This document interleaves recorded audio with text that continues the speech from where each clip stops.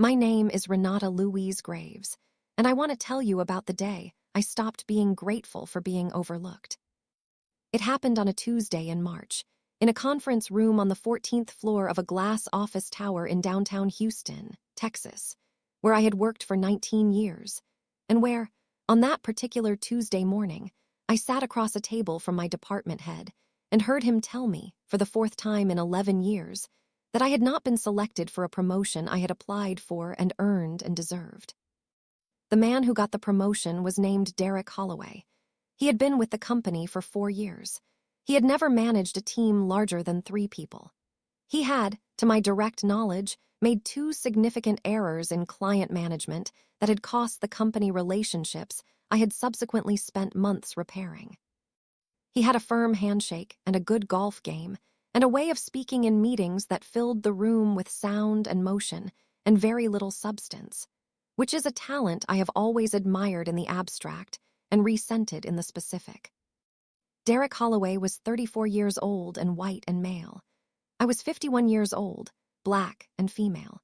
I had a master's degree in finance and 19 years of institutional knowledge, and a client retention rate of 93% over the previous 5 years, and a team of 8 people who had, under my leadership, produced the highest revenue numbers in the department for 3 of the last 4 quarters. None of this was sufficient. It had not been sufficient 3 times before, and it was not sufficient now. And as I sat across the table from my department head, a man named Gerald Whitmore, who had the specific quality of someone who has convinced himself that he is fair-minded, and who therefore does not examine his decisions carefully.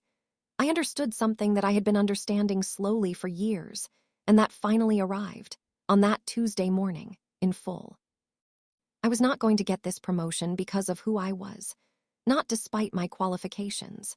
Because of them, in a way, because the combination of who I was and what I had built was apparently exactly the wrong combination for this particular company, in this particular industry, with this particular set of men making decisions about who deserved to move up. I had been managing around this reality for 11 years. I had been patient and strategic, and had kept my head down and done excellent work and waited, because I had been told, in various explicit and indirect ways, that excellent work would be recognized and rewarded. I had believed this because I needed to believe it, and because the alternative was too large and too exhausting to fully contemplate. On that Tuesday morning in March, I contemplated it. Let me tell you who I was before I tell you what I did. I was born in 1968 in Beaumont, Texas, the oldest of 3 children in a family where my father was a pipefitter and my mother was a bookkeeper for a small accounting firm. We were not wealthy, and we were not poor, and we were the kind of family where education was treated as the most serious project a person could undertake. My mother had wanted to go further than bookkeeper and had not had the opportunity, and she transferred this one onto us with the particular intensity of a person who knows exactly what an unfulfilled ambition costs. I studied hard because I respected her, and because I had, genuinely, a mind that liked the work of understanding things. I went to the University of Texas on a scholarship, studied finance and economics, graduated in 1990 with honors and a clear sense of what I wanted to do: work in corporate financial analysis, build toward a leadership position, make something of the education I had been fortunate enough to receive. I got my master's at Rice. I got my first job at a small financial consulting firm in Houston. I moved in 1996 to Mercer Financial Group, the company where I would spend the next 19 years building a career that was, by any objective measure, exceptional. I was promoted twice in my first 10 years: senior analyst in 2001, director of client services in 2004. I ran my division with discipline and care. My client retention numbers were among the best in the company. My team consistently outperformed comparable teams in other divisions. I was, in the specific and measurable language of corporate finance, excellent at my job. I knew this. My clients knew this. My team knew this. Gerald Whitmore knew this. The problem was that knowing something and acting on it are different things, and Gerald's knowing did not translate into action of the kind that would have required him to give me what I had earned. The first time I was passed over was in 2009. The promotion was to Vice President of Client Services, a role that had been informally described to me as the natural next step for someone in my position. The man who got it was a colleague named Patrick Sullivan, who had been with the company for 8 years and whose numbers were good but not mine. I was told. It was a very difficult decision. There were many qualified candidates. Patrick brought a particular set of relationships. I swallowed it. I was 41 years old and I told myself I would have another opportunity. The second time was in 2013, a senior VP role, overseeing 2 divisions. I had been explicitly encouraged to apply by a retiring executive who had mentored me for 3 years and who had told me directly that I was the strongest candidate in the building for this kind of position. The man who got it was named Stephen Greer. He had been with the company for 6 years.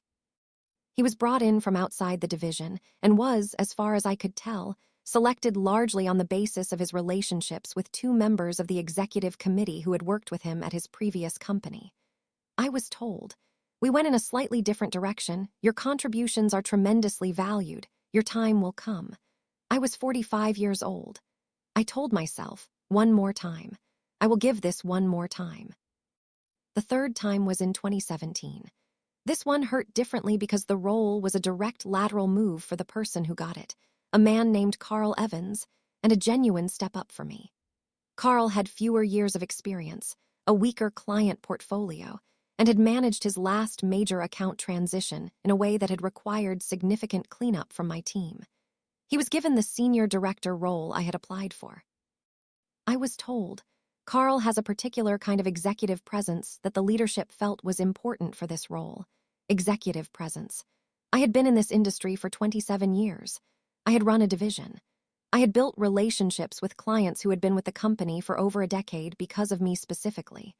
I had presence. What I did not have, it was becoming impossible to avoid concluding, was the right kind of presence for the people making these decisions. I went home that evening in 2017, and I sat at my kitchen table, and I thought, for the first time in a serious and sustained way, about what was actually happening. I had avoided thinking about it directly because thinking about it directly required me to confront something that was uncomfortable to confront. That the company I had given 19 years to was not operating on the merit-based principles it advertised in its recruiting materials, and its annual reports, and its diversity and inclusion statements, which were, I was increasingly certain, documents written to create a particular impression rather than to describe a particular reality. My husband, Gerald, sat across from me. Not Gerald Whitmore, my department head, but Gerald Graves, the man I had married in 1994 and who had watched this unfold over the years with a patient anger that had never quite reached the point of telling me what to do, but that had always been there, visible in the set of his jaw when I came home from another disappointment. He said, "What are you going to do?" I said, "I don't know yet." He said, "That's a different answer than you've given before." He was right. Before I had said, "I'll wait. I'll try again. I'll keep building my case." This time I said, "I don't know yet." The not knowing was the beginning of something. I did not make any dramatic decisions in 2017. What I did was begin, quietly and systematically, to document. I had been keeping professional records throughout my career, as careful people do, but I began keeping them differently. Not just performance metrics and project outcomes and client feedback, but the other things.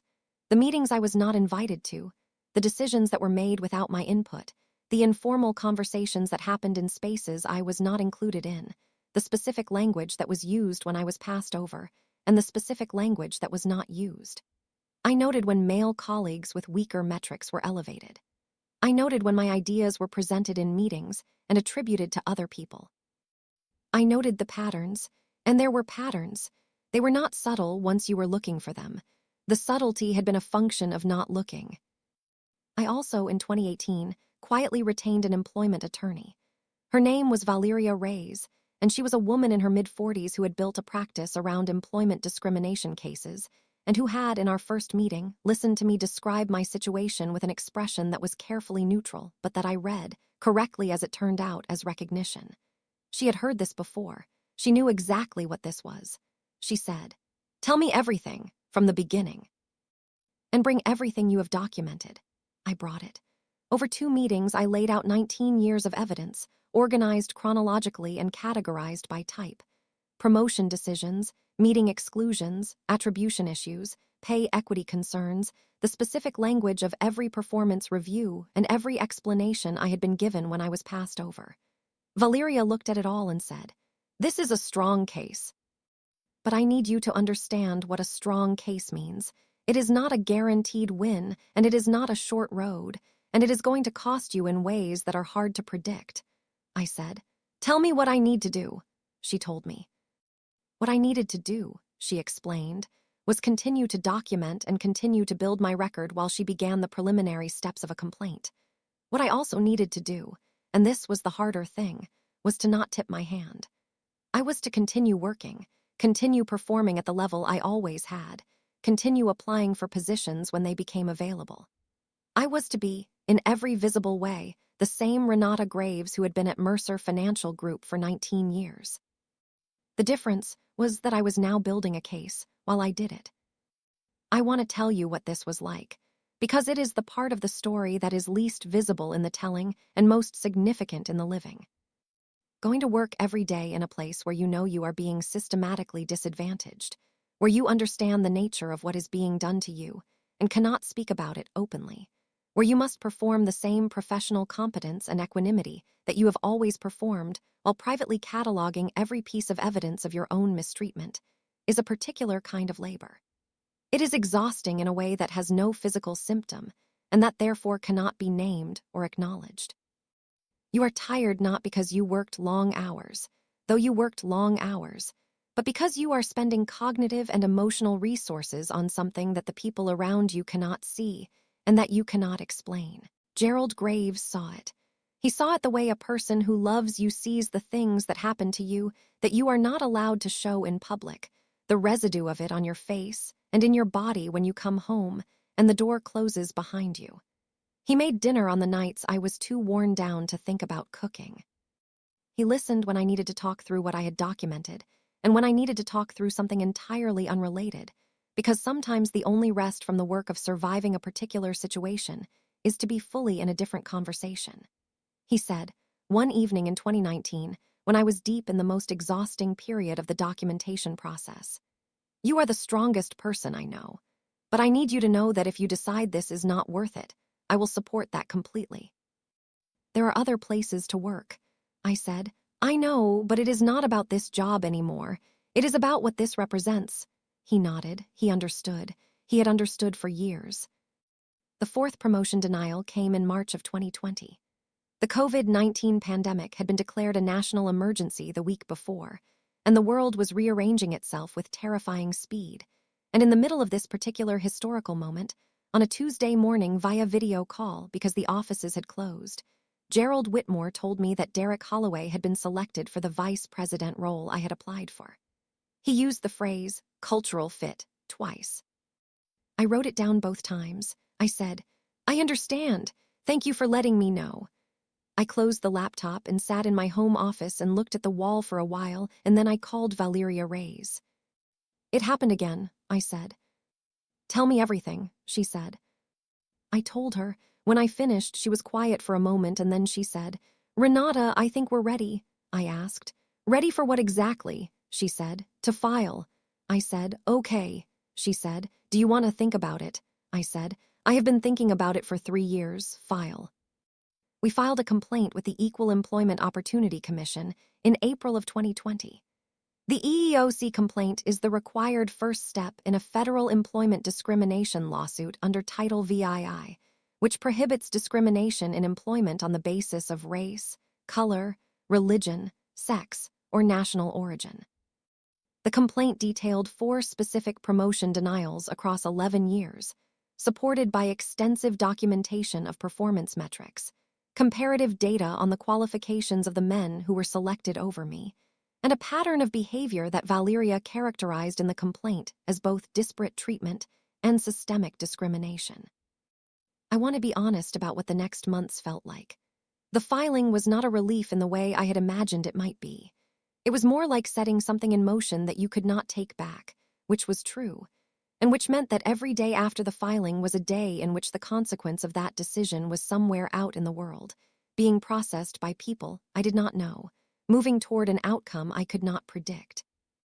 The pandemic had made everything strange and compressed and distant simultaneously, which meant that the already surreal experience of working for a company that was now formally aware it was being sued for discriminating against me was made stranger by the fact that I was doing it from my home office via video call rather than in person.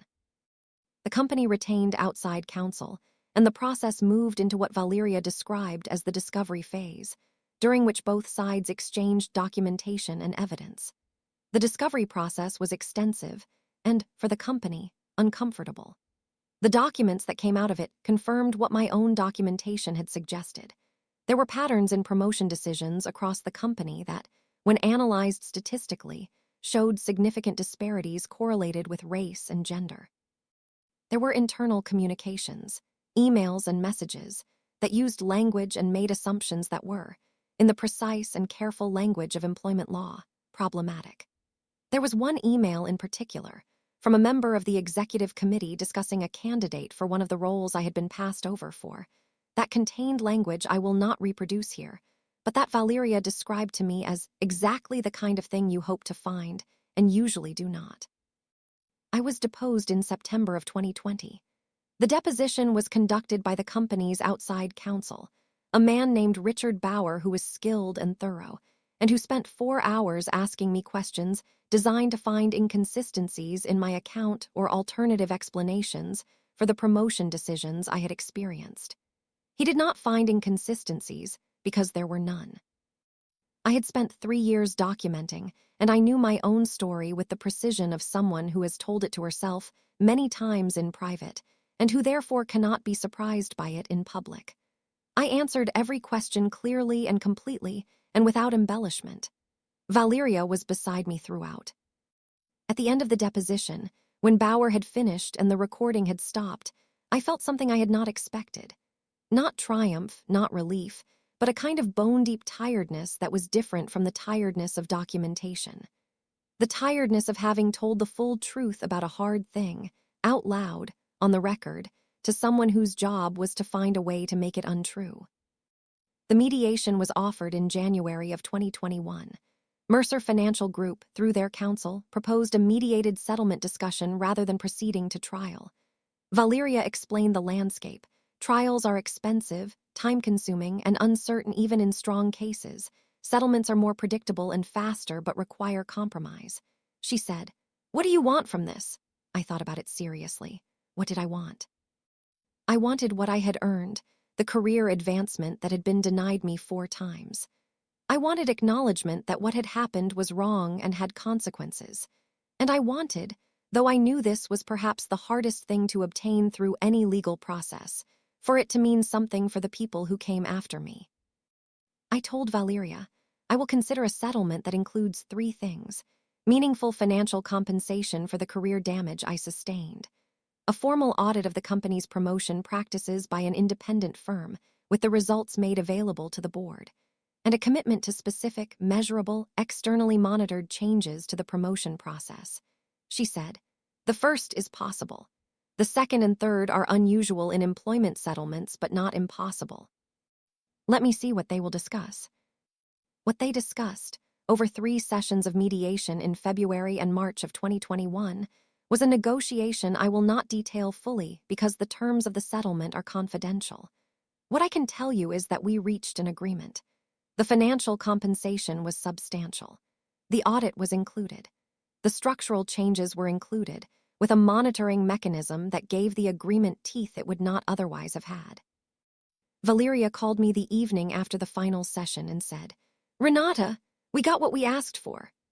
I sat in my home office, the same room where I had closed the laptop on Gerald Whitmore's video call almost exactly a year earlier, and I thought about what getting what we asked for meant. It meant money, which was real and which mattered for the practical shape of my life. It meant that a company that had discriminated against me for 11 years was going to be examined, systematically, by people whose job was to find and name what had been happening. It meant that the promotion process was going to change in ways that were specific and measurable and monitored, which meant that the women who came after me at this company were going to encounter something different from what I had encountered. Not perfect. Not free of bias, because bias is not eliminated by policy, but by the patient and sustained work of culture change, which takes years and requires constant attention. But different. Better. Harder to ignore.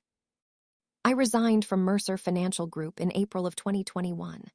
Not as part of the settlement, which did not require it, but as my own choice.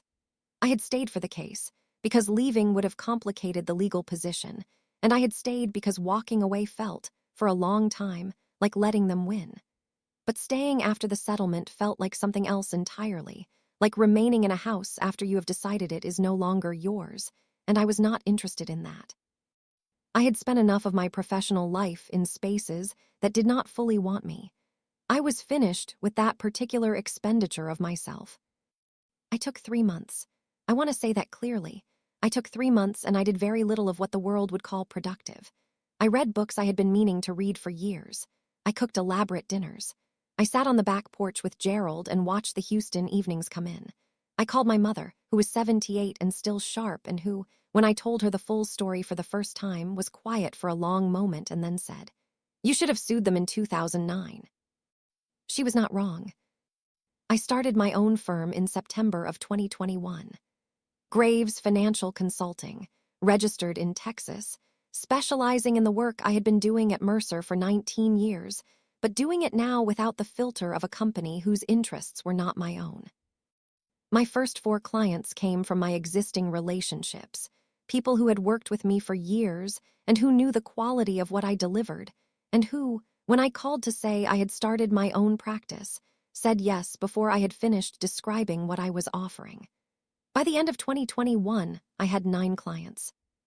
By the end of 2022, I had 17 and had hired 2 employees, both of them women, both of them talented, both of them people I was determined to advance and compensate and recognize in the ways I had not been. I want to tell you about one of those employees because she is part of the reason this story matters beyond my own life. Her name is Jasmine. She came to me 6 months out of graduate school, smart and careful, and with the specific quality of someone who has been told, in ways both explicit and structural, that she will have to work twice as hard for half the recognition. She had the particular awareness of a young Black woman entering a professional world that she understands perfectly well, because that understanding is required for survival, and that she is tired of understanding before she has even fully begun. I recognized her because I had been her. I told her, in our first conversation after I hired her, "I am going to tell you when your work is excellent and when it is not, with the same specificity. I am going to pay you what your work is worth and review your compensation every year against what I would pay someone with your qualifications and your performance, without reference to what I can get away with. I am going to include you in decisions and conversations that are relevant to your development. And when you are ready for more responsibility, I am going to give it to you, and I am not going to make you earn it 4 times before it arrives." She looked at me for a moment after I said this.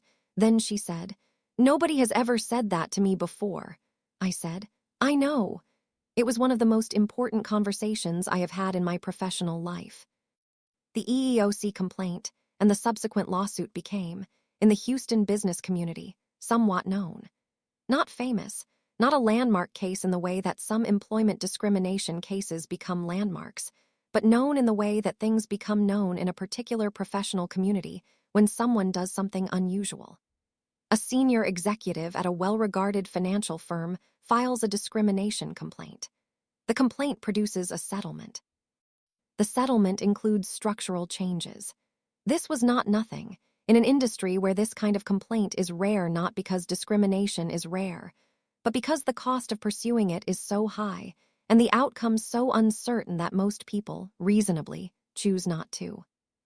Several women contacted me in the months after the settlement became, in its broad outlines, known. Not about my case specifically, because the terms were confidential, but to ask questions that were really one question. How do you decide that it is worth it? I thought about this carefully because it is a real question that deserves a real answer and not a speech. The answer I gave was honest, and it was this.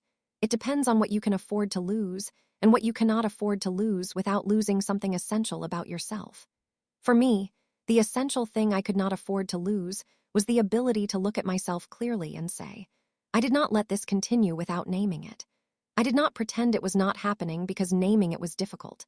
I did not absorb this particular cost quietly and forever. That was the essential thing. For someone else, the essential thing might be different, and the calculation would therefore be different.